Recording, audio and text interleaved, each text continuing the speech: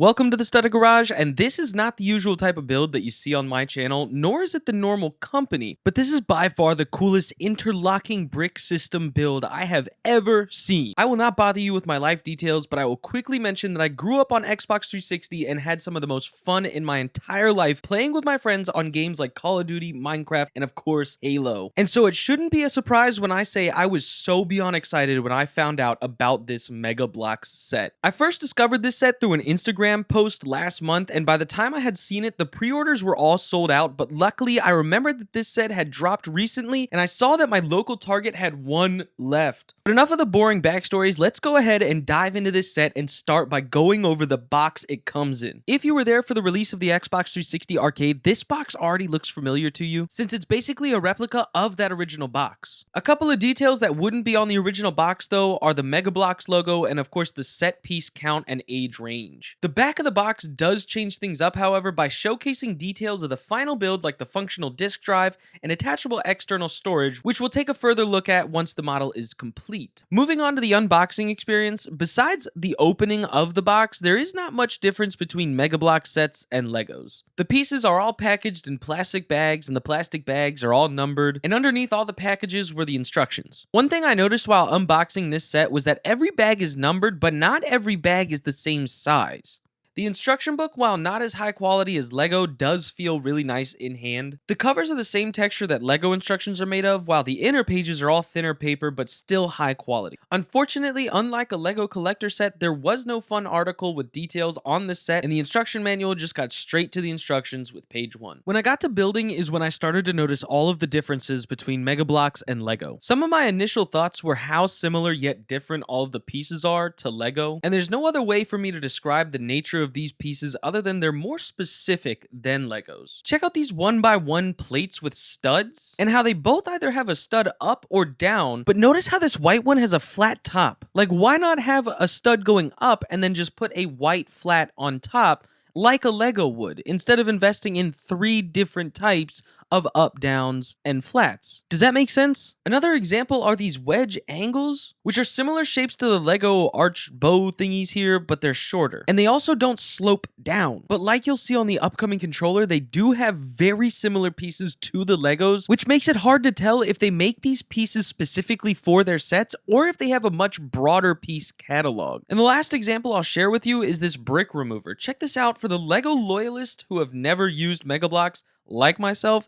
This was really weird, but cool to see and use. Once you start building, the first thing you build is the controller. The controller was really fun and easy to build, and at 3/4 scale of the real controller, this model is small in hand, but really sturdy and accurate. It has everything that makes an Xbox 360 controller an Xbox 360 controller, like an almost perfectly matched white and light gray color scheme, that bulky battery pack, printed details on everything like buttons and logos, and you can even press the center Xbox button, which has a green light that illuminates the player 1 slot. But once the controller's complete, it's onto the 360, and I'll have to admit, this is where things got a little bit more wonky. The building process itself was pretty easy, but some things I noticed on the 360 that I didn't notice on the controller was a Mega BLOKS fit and finish isn't quite where Lego is. Some pieces and a lot of panels had inconsistency shaping issues to them, which resulted in side panels that are noticeably lumpy. And also 1x1 plates are extremely hard to snap together and start to imprint your fingers after 3 repetitions. And this build had quite a few. The white paint is also a point of criticism since not all the white is the same shade, which is only noticeable in person under heavy lighting. So I won't knock it that much, but as a perfectionist, I did have to point it out. And the last bad thing I'll say about the building process was the fact that I found one of my pieces with whatever this is on it, and I freaked out, threw a bunch of rubbing alcohol on this thing,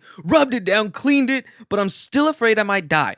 So, you know, just like and subscribe in case I die. But I'll have to admit, no inconsistency and no hurtful pieces outweigh the awesomeness and fun of this set once it's complete. To be honest, when I first saw pictures of the set, I wasn't expecting much, but now I am pleasantly surprised with the final product and how detailed the set really is. I mean, not only does it look amazing on the outside, but the inside is just as beautiful. So let's go ahead and dive into the detailed tour of the 360, and we'll start with the outside. Every detail that was on the exterior interior of the Xbox 360 arcade is here. The chrome disc tray, the memory card slots, the Bluetooth sync button, the USB port flap, a light up power button that illuminates player 1, vents everywhere, a removable external storage drive, legs on the side and bottom to lay it down or stand it up, and all the ports necessary to play the 360 on the back. And for being a 3/4 model scale, it all looks really natural and really good. And moving on to the inside, to get inside of the 360, all you have to do is remove the top external storage and push this little green lever back. That pops off the top side panel, which gives you room to pull off the bottom too. Once the panels are off though, you have quite a showpiece. Consisting of computer-like details, this model gives you a somewhat close representation of what the real 360 looks like inside. In here are a couple more Easter eggs though, including the Xbox light, and hidden inside the computer details down here